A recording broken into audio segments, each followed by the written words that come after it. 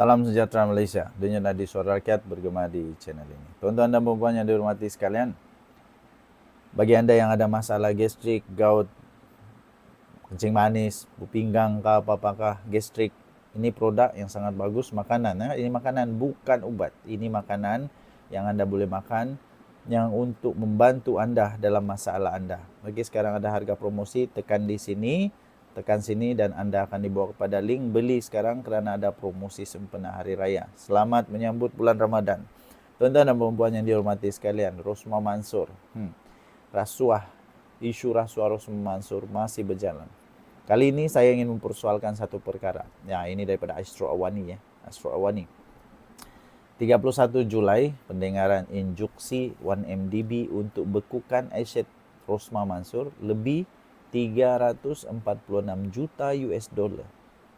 Tuan-tuan dan puan, anda tahu ke tidak berapa banyak 346 juta dolar ini? Ini sangat-sangat banyak. Berapa banyak? Dalam ringgit Malaysia, ia lebih kurang 1,6 bilion ringgit Malaysia. 1,6 bilion ringgit Malaysia ini tidak akan mampu untuk diperolehi oleh orang biasa macam Rosmah Mansur, kecuali dia ada bisnes. Dia ada saham, dia artis luar biasa, dia penulis buku luar biasa. Masalahnya, dia pun bukan juga businesswoman yang berjaya. Dia tidak masuk dalam Forbes, the richest man kah, richest woman kah, Forbes, the best businesswoman. Tak ada. Tak ada saya dengar. Tidak ada saya dengar. Kedua, dia bukan artis yang ada royalti sampai bilion-bilion. Pening. Ketiga, dia tak pernah buat buku yang sampai bilion-bilion. Atau dia tak ada bisnes yang ada royalti sampai bilion-bilion, tak ada. Persoalan saya sebenarnya ialah dari mana dia dapat 1,6 bilion ni? Dari mana dia dapat aset sehingga 1,6 bilion? Ini bukan sedikit ya tuan-tuan dan puan. Ini banyak, sangat-sangat banyak. Ini hampir mustahil, bagi saya mustahil lah. Mustahil untuk seorang orang biasa. Hanya seorang isteri Perdana Menteri kot.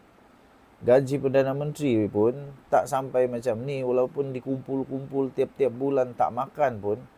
Selama 20 tahun Mahathir jadi Perdana Menteri, dia kumpul gaji dia pun tak sampai 1,6 bilion tau, tak sampai. Ini hanya isteri mantan Perdana Menteri. Dari mana dia dapat 1,6 bilion ni? Dari mana?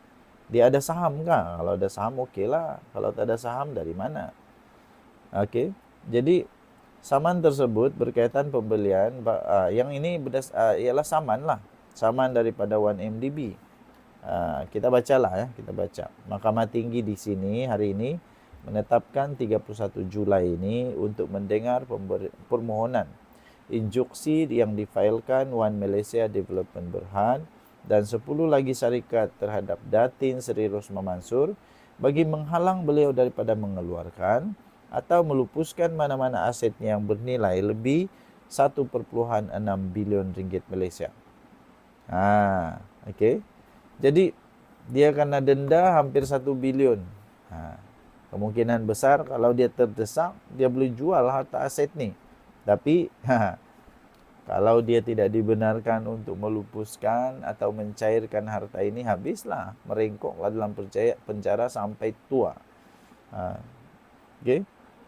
Ini berkaitan dengan saman yang telah difailkan oleh syarikat terbabit terhadap isteri bekas Perdana Menteri Datuk Seri Najib Tun Razak itu dan seorang lagi individu berhubung pembelian barangan mewah berjumlah 346 juta didakwa diperolehi menerusi penyelewengan dana 1MDB.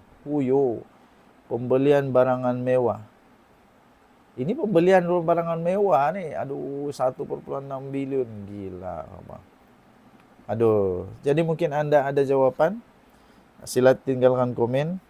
pada pendapat Anda, dari mana sebenarnya Rosmah Mansur dapat 1,6 bilion punya aset ini? Macam mana dia kumpul? Dia buat tabungan, berapa tabungan dia setiap bulan kalau begini? Setiap bulan dia perlu menabung 1 juta. Oh.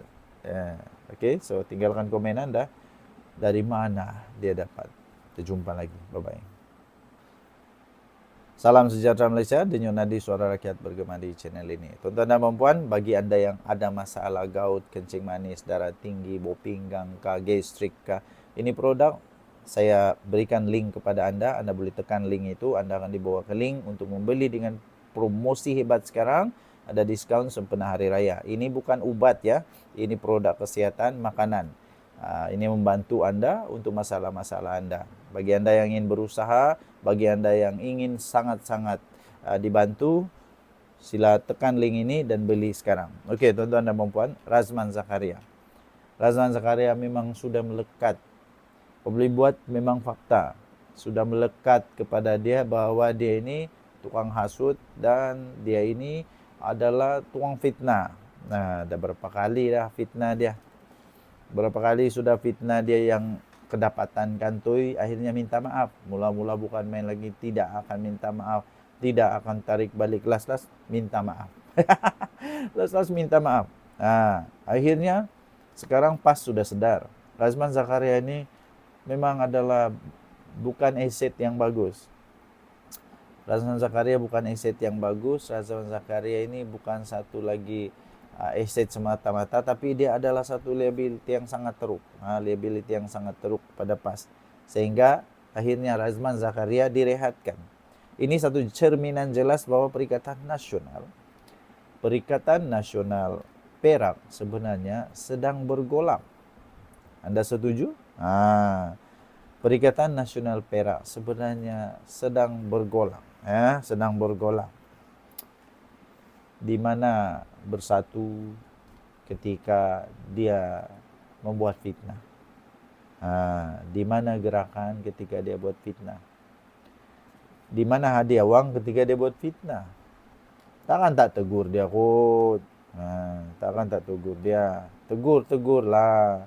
Tegur-tegurlah pemimpin PAS tu yang kena fitnah tu. Pada saya, tindakan yang terbaik adalah orang yang buat fitnah bukan saja ditegur, buang terus, bikin malu pati saja. Tapi entah kenapa, bukan saja tidak ditegur, bukan ditegur kot. Saya rasa ditegur. Tapi bukan saja tidak ada tindakan yang keras diambil, dibantu pula. Siap ada dana jihad. Tindakan merehatkan Razman Zakaria sebagai Pesuruhjaya PAS Negeri Perak bukan sekadar satu keputusan dalaman parti, tetapi adalah cerminan jelas ketidaktentuan hala 7 pembangkang itu di PAS, di Perak.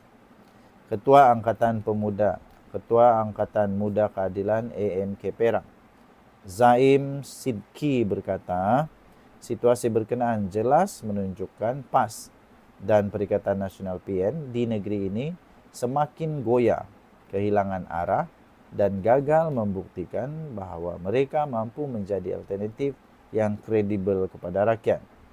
Menurut beliau, merehatkan individu tertentu tidak akan mengubah hakikat bahawa pembangkang di Perak berada dalam keadaan kucar kacir. Malah katanya, rakyat tidak akan lupa bagaimana PAS dan PN gagal memainkan peranan sebagai pembangkang yang konstruktif. Sebaliknya, hanya menabur kebencian dan memecah belahkan perpaduan rakyat masyarakat Malaysia. Katanya, Razman selama ini menjadi simbol politik kebencian dan retorik kosong. Dari memainkan sentimen kaum dan agama, sehinggalah menyerang pemimpin kerajaan dengan fitnah yang tidak berasas. Akhirnya strategi ini memakan diri sendiri. Sendiri kena. PAS nampaknya semakin sedar bahwa corak politik sebegini tidak relevan lagi. Sangat tidak relevan. Ini dosa saja nih. Adakah mereka benar-benar mahu berubah atau ini sekadar strategi kosmetik? Soalnya dalam satu kenyataan pada Selasa. Zaim berkata, EMK Perak ingin mengingatkan rakyat negeri ini bahwa politik bukan sekadar retorik, tapi tentang rekod dan keberkesanan kepimpinan. Apa pendapat Anda? Tinggalkan komen dan Jurnadi Suara Rakyat bergema di channel ini. Jangan lupa tekan butang subscribe, like, dan share. Malaysia kita punya, cinta Malaysia aku, kita jaga kita. Kita jumpa lagi. Bye-bye Malaysia.